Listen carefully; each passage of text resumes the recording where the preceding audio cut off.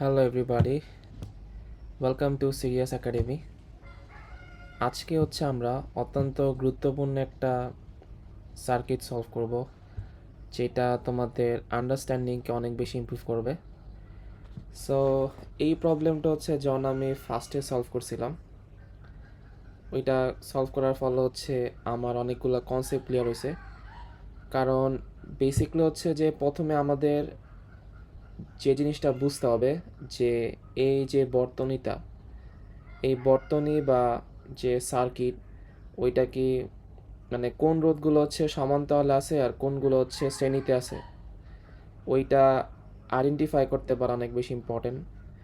And এই প্রবলেমটা অনেক ইম্পর্টেন্ট, কারণ এই প্রবলেমে যে টেকনিকটা আমি ইউজ করব, ওইটাতে তুমি ইজিলি যে কোনো জটিল সার্কিট সলভ করতে পারবা। সো একটু সবাই মনোযোগ দিয়ে খেয়াল করো। তো এইখানে বলছে যে তোমাকে এ আর বি এর মাঝে তুল্যরোধ বের করতে। তো মেইন কনসেপ্ট যে এইখানে আমার ধরো ভোল্টেজ এ, ঠিক আছে, বা ভি এ ধরতে পারো, বা তুমি চিন্তা করতে পারো যে এইখানে একটা কি অদৃশ্য একটা ব্যাটারি আছে। সো সাপোজ ধরো এইখানে ভোল্টেজ আছে এ, ঠিক আছে। সো ম্যাথ করার ক্ষেত্রে তোমার এরকম মানে এরকম ভোল্টেজ না দিলে হয়, মানে আমি জাস্ট বুঝার সুবিধাতে বললাম আর কি। তুমি যদি একটা ভোল্টেজ চিন্তা করতে পারো, তো আমাদের মেন যে জিনিসটা বুঝতে হবে সেটা যদি আমার এইখানে ভোল্টেজ এ হয়, এইখানেও বেসিক্যালি এ হবে। আর রিজনটা দেখো এই তারের মধ্যে কোনো রোধ নাই। সো যেহেতু রোধ নাই, এজন্য ভোল্টেজ ড্রপ হবে না। বাট এখন তুমি কি বলতে পারো যে এইখানে ভোল্টেজ এ হবে? বিষয়টা না। রিজনটা খেয়াল করে যে এইখানে একটা রোধ আছে আর। তো এইখানে যেহেতু আর এর মধ্য দিয়ে যার কারণে বিভবের পতন হবে। সো এইখানে কখনোই আমার ভোল্টেজ এ হবে না। বাট খেয়াল করো যে যে এই তারের মাঝে কিন্তু কোনো রোধ নাই। সো এই যে এইখানে কিন্তু এ হবে, দেন এইখানে এ হবে, যেহেতু রোধ নাই, এবং ওইরকমভাবে চলতে চলতে এইখানে এ হবে। তো আমার এইখানে পাওয়া যাবে এ, এইটাও এ হবে। আর সিমিলারলি যে তোমার এইখানে ধরো ভোল্টেজ বি, তা আলটিমেটলি এইখানে বি হবে। সো এইখানে বি হওয়ার কারণে এইখানে যেহেতু কোনো রোধ নাই এইখানে, সো আলটিমেটলি এইখানেও বি হবে। তাহলে এবার খেয়াল করো যে আমি একটু সিম্পলিফাই করি, তাহলে কী পাইলাম যে এইখানে তুমি ঠিকমতো চিন্তা করো যে এই রোড, 1 মিনিট, ওকে। সো তুমি যদি এবার ঠিকমতো চিন্তা করো যে এইখানে আসলে কী হইতেছে, যে এই রোডটা যে আর, এইটা কি আছে, এ আর বি এর মাঝে আছে। সেমভাবে এই রোডটা আর, এইটাও সেম এ আর বি এর মাঝে আছে। আর এই যার একটা রোড আর, এইটাও আছে আমার কি এ আর বি এর মাঝে। তো এই বর্তনীর সিম্পলিফাইড ভার্সন এইটা, যে তুমি এখানে এ দিয়ে দাও, আর এইখানে বেসিক্যালি বি হবে। আর তাদের মাঝখানে বেসিক্যালি আমার এরকম 3টা রোধ আছে। তাদের মাঝখানে বেসিক্যালি আমার এরকম রোধ আছে 3টা।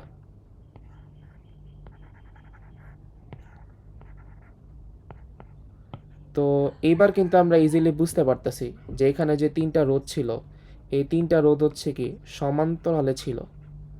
এই 3টা রোধই ছিল আমার সমান্তরালে বা প্যারালালে। বা তুমি যদি এটাকে এরকম কনভার্ট না করতে, তাহলে কিন্তু কখনো বুঝতে পারতে না যে এটা সমান্তরাল বা প্যারালাল ছিল কিনা।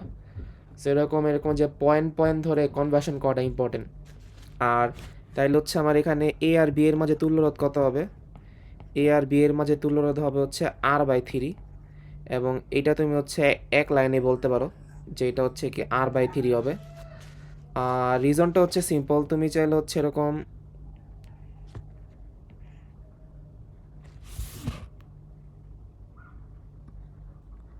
তো তুমি চাইলে এরকমভাবে করতে পারো যে ধরো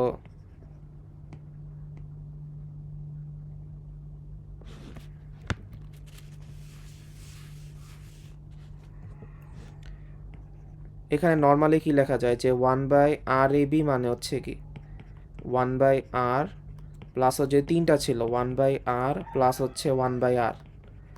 তো এইটাকে লসাগু করলে পাওয়া যাচ্ছে আর 3।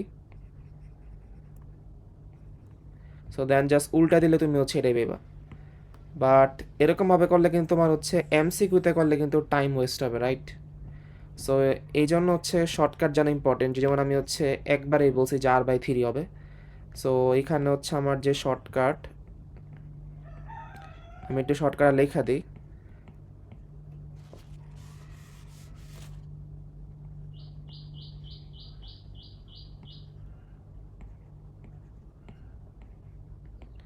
তো আমার এইখানে যে শর্টকাটটা হচ্ছে যে আর ইকুইভ্যালেন্ট, এটা মানে হচ্ছে বেসিক্যালি R/n। তো এইটা তুমি তখনই ইউজ করতে পারবা যখন হচ্ছে আমার যে রোধগুলো আছে রোধগুলো থাকবে হচ্ছে প্যারালাল বা সমান্তরালে, এবং প্রত্যেকটা রোধের মান সমান। যে মানে যে উপরের এই ম্যাথে কি ছিল, প্রত্যেকটা রোধের মান ছিল আর। সো যেহেতু প্রত্যেকটা রোধের মান ছিল আর, এই জন্য হচ্ছে আমি কি এই ফর্মুলা ইউজ করতে পারছি। আর এইখানে মানে আর বলতে বেসিক্যালি সেম থাকা লাগবো। আর এন মানে হচ্ছে কতগুলা রোধ হচ্ছে আমার সমান্তরালে আছে। সো উপরের ম্যাথে যেহেতু আমার 3টা রোধ ছিল সমান্তরালে, এই জন্য আগের ম্যাথে হচ্ছে আমার এন এর ভ্যালু 3 ছিল। সেই জন্য আমি ডাইরেক্ট লিখছিলাম হচ্ছে R/3। সো এরকম হচ্ছে তোমার যদি হচ্ছে ট্রিক্স জানা থাকে তাহলে তুমি হচ্ছে অনেক তাড়াতাড়ি হচ্ছে এমসিকিউ করতে পারবা।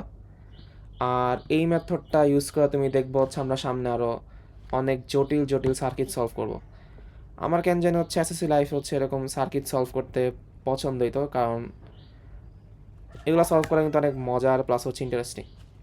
আর এগুলো সলভ করলে অনেক বেশি হচ্ছে কনসেপ্টও ক্লিয়ার হয়। সো দেখা হবে নেক্সট ভিডিওতে, বাই।